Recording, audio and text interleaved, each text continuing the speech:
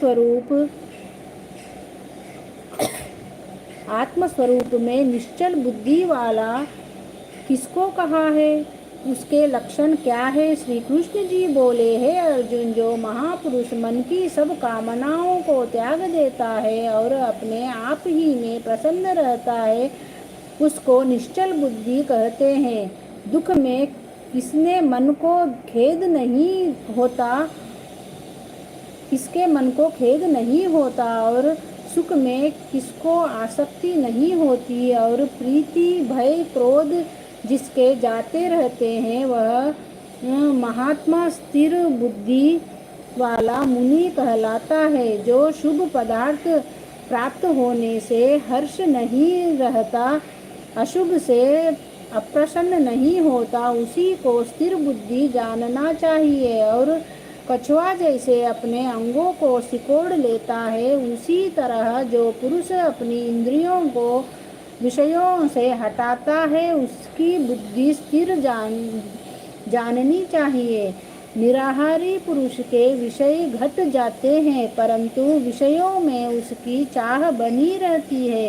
परब्रह्म का अनुभव होने पर चाह भी घट जाती है। हे अर्जुन, मोक्ष में प्रत्यक्ष करने वाले विद्वान व्यक्ति को भी प्रबल इंद्रिय बलात्कार से उसके मन को जीत लेती है। इसलिए सब इंद्रियों को विषयों से रोक मेरे विषय में तत्पर हो जावे। जिसने इंद्रियों को वश में कर लिया है, उसी की बुद्धि निश्चल है। जो पुरुष विषयों के ध्यान में रहता है, उसकी प्राप्ति हो जाती है। प्राप्ति होने से कामना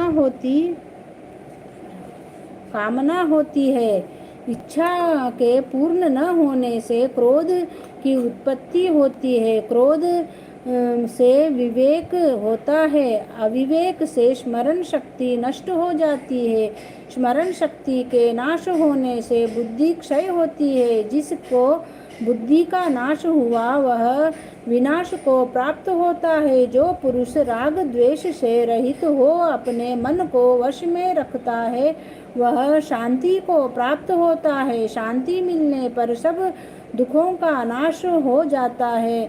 प्रसन्न चित्त वाले की बुद्धि निश्चल होती है। जो पुरुष योग युक्त नहीं है, उसकी निश्चल बुद्धि उत्पन्न नहीं होती।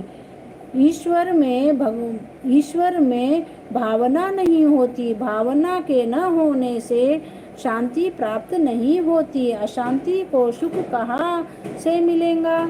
जैसे वायु नाव को जल में खींच ले जाती है, उसी प्रकार इंद्रियां उस पुरुष की बुद्धि का नाश कर देती है। जिसका मन विषय सिद्ध से इंद्रियों के पीछे लग जाता है, इस कारण हे महाबाहो, जिसने इंद्रियों को विषयों से सर्वथा रोक रखा है, उसकी बुद्धि स्थिर है। जो सब प्राणियों की रात है, उसमें संयमी जागता रहता है, और प्राणी मात्र जिस समय जागते हैं, मुनिजनों की वह रात्रि है।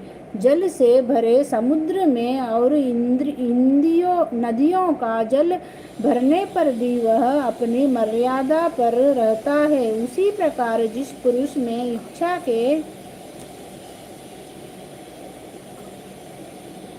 इच्छा न रहने पर भी सब विषय भोग प्रवेश करते हैं, उसी को शांति मिलती है। विषयों की इच्छा करने वाले को शांति नहीं मिलती। जो सब कामनाओं को छोड़कर तथा इच्छा रहित विचारता और ममता अहंकार जिसमें नहीं है, वह शांति को प्राप्त होता है। हे पार्थ, ब्रह्म स्थिति यही है।